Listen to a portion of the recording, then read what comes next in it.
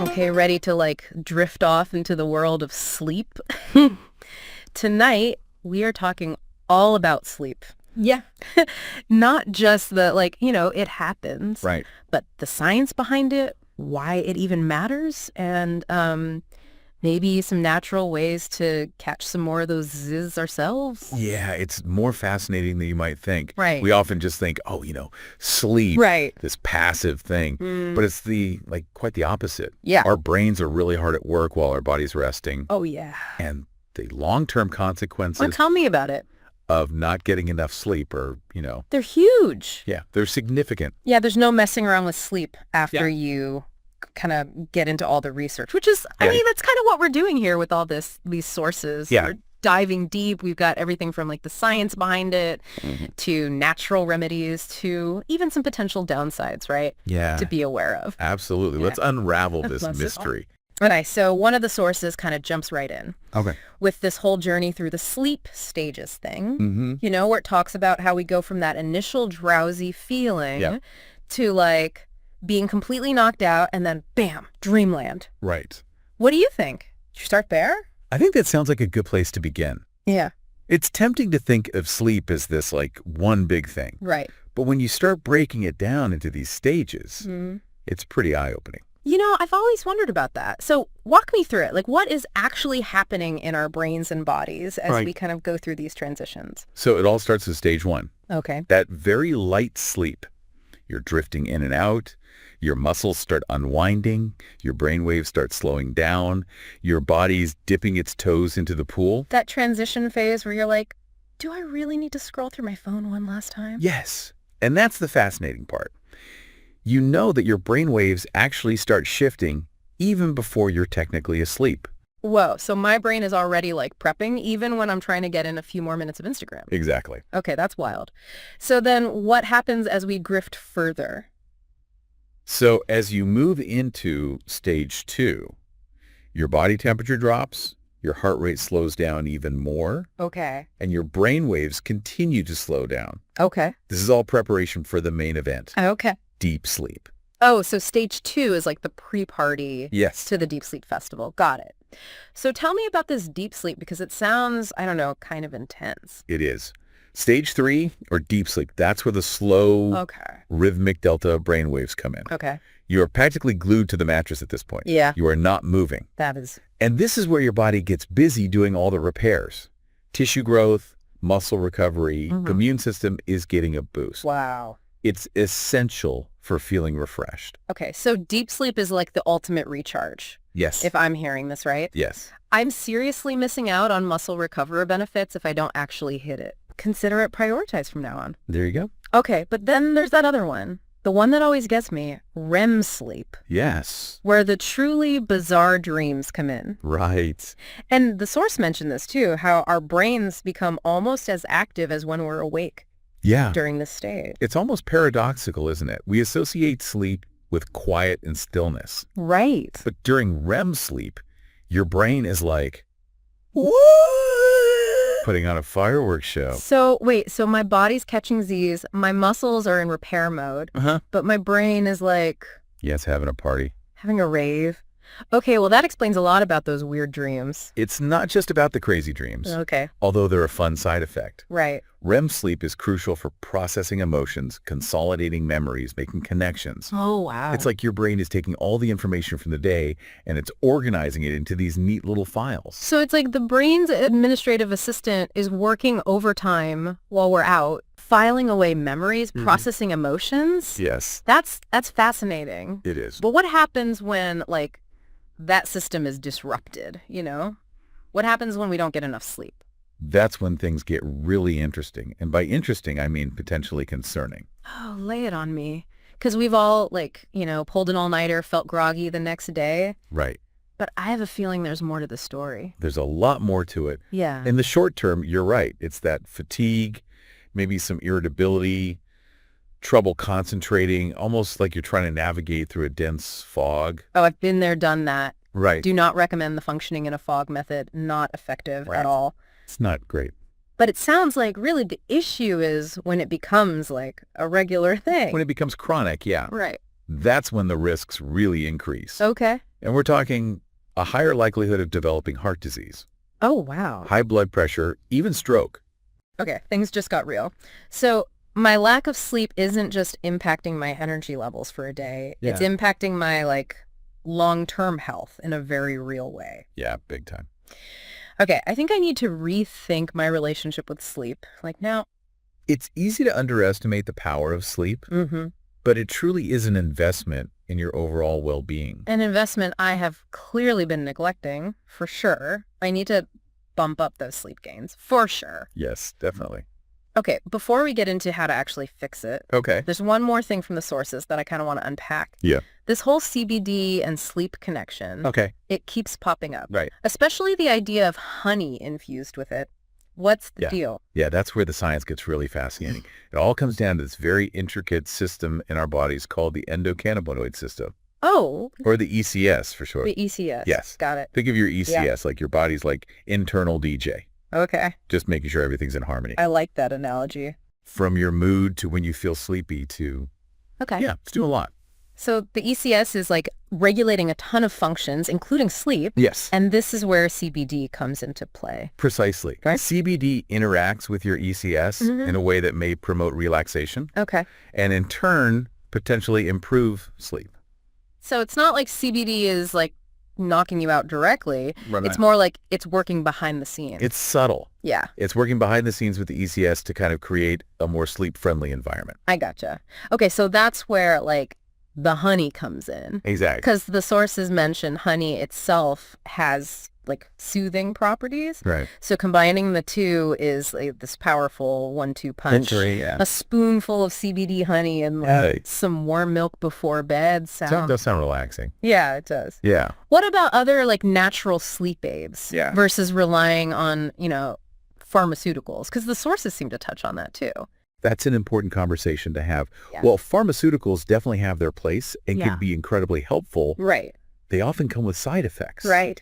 And the risk of developing a dependence. Right. You don't want to be tethered to Exactly. a sleeping pill. You want to find what works for your body without creating more problems. Right. Yeah. No one wants that. What are the benefits of exploring the more natural route? Well, one major advantage is that you're working with your body's natural systems Okay. rather than against them. Okay. So natural approaches, whether it's incorporating things like we talked about with the honey or certain herbal teas or just even establishing that really consistent sleep schedule, Yeah. it's all about supporting your body's natural rhythms and promoting sleep organically. So it's less about forcing sleep and more about gently encouraging it. Exactly. Kind of like what our ancestors probably did, I right? got it. Yeah. It's about understanding how your body works and providing it with the tools and the support that it needs to sleep soundly. Okay. But there's one crucial thing to remember. Okay. What's the catch? There's no quick fix, Right. right? Right. You're right. It's not always a quick fix. Yeah. Pharmaceuticals, you feel it right away. Right. But with these natural methods, it takes time, Okay. takes consistency, patience. Yeah. It's like nurturing a plant, Yeah. It takes time and care Absolutely. and the right conditions for it to really flourish. So no magic sleep potion. I know. That's going to fix all my problems. I wish I had one. Okay. Maybe someday. Yeah, right. Well, hey, I'm down to put in the work if it means finally, Right. getting a good night's sleep, consistently. So Yeah. what does that look like? Okay. What are some, practical things that I can start doing to actually improve my sleep? It starts with consistency, Okay. establishing that regular sleep schedule. Okay. Where you're going to bed, waking up around the same time each day. Okay. And yes, that means as much as possible, even on the weekends. Okay. So there goes my Saturday morning sleep in. Yeah. But, it's a small price to pay, I guess, for better sleep overall, right? Exactly. So consistent sleep schedule, check. Check. What else can I add to my, sleep toolkit here? So think about incorporating a relaxing bedtime routine, Okay. something that signals to your mind and body that it's time to wind down. Okay. So this could involve taking a warm bath, reading a book, Mm-hmm. maybe enjoying that CBD honey in your tea. Okay. It's about creating a soothing transition into sleep. So I should probably retire my current bedtime routine, which is scrolling through social media until I pass out. Let's just say that activity may be interfering with your sleep goals. Yeah, probably. That blue light emitted from screens can actually really mess with your body's ability to make melatonin. Oh, right. Melatonin. Yeah. I've heard so much about it. Yes. Could you maybe give me a little refresher on what it does? Of course. So melatonin is essentially like the conductor of your sleep-wake cycle. Okay. As it gets dark outside, your body starts producing more melatonin, signaling to your system that it's time to wind down for the night. Okay. Conversely, as daylight approaches, melatonin production decreases, which helps you wake up naturally. Wow. It's incredible how our bodies they know They do. what to do. It's pretty amazing. Yeah, so by staring at my phone right before bed, I'm essentially throwing a wrench in the hole? Yeah, you're basically telling your body it's still daytime. Oh, okay. Noted. Put those devices away at least an hour before bed. It can really make a big difference. Really? Yeah. Okay. And it's not just about the screens. Okay. Your sleep environment also plays a really big role. Sure. Make sure your bedroom is dark, quiet, and cool. Okay. A sanctuary for restful sleep. Okay, so a consistent sleep schedule, a relaxing bedtime routine, Yes. and really making my bedroom a sleep haven. It makes a big difference. Okay. Anything else? I'm taking notes. Yes. One more thing. Okay. Powerful tool to add to your sleep toolkit. Mindfulness. Okay, mindfulness. Yes. Okay, so I've heard that word tossed around a lot. Right. And to be honest, I don't fully understand it. Could you break it down for me a little bit? Absolutely. So when it comes to sleep, mindfulness is really about training your attention to be present in the moment, Okay. particularly in those moments before you drift off to sleep. Okay. Noticing those racing thoughts, Mm-hmm. worries, to-do lists that tend to pop up at bedtime, Yeah. and gently guiding your mind back to a state of calmness. So instead of letting my mind run wild with everything I need to do tomorrow, it Right. should be focusing on just being present at the moment, which is Exactly. easier said than done. Right. It definitely takes practice, but even a few minutes of mindful breathing or a body scan before bed Okay. can make a difference. Really just shifting your focus from those anxieties to those sensations of relaxation and ease. So it's not about forcing the thoughts away, but rather acknowledging them and then kind of Exactly. redirecting my attention. Exactly. Bringing it back to the breath, bringing it back to the body. Interesting. Okay. Mindfulness added to my sleep toolkit, Yes. along with my consistent sleep schedule, the relaxing bedtime routine, optimizing my sleep environment. Yes. This is a lot, but it's good. It's good. It's good. It's good. It's actionable thing Wow, exactly. that I can be doing. It's not overwhelming, Mm-hmm. but it's like you said, it's a lot to think about. It's a lot to think about. But in a good way. But in a good way, for sure. Yeah. Okay, so are there any other, I guess, natural sleep aids, things I should know about? Sure. Besides the CBD honey, of course. Yeah. Well, there are many natural sleep aids out there, Okay. each with their own unique properties and potential benefits. For example, some people find that certain herbal teas like chamomile or lavender Oh, yes, love chamomile. can promote relaxation and improve sleep quality. It's so soothing. And the warmth of the tea, too, can be incredibly calming. Yes.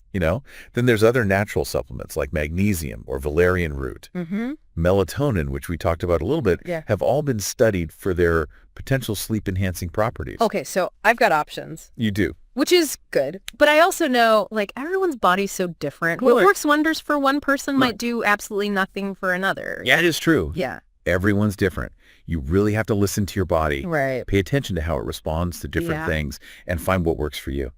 So if someone's listening to this Yeah. and they're like, you know what, I am feeling inspired, Right. I am ready to prioritize my sleep, Yes.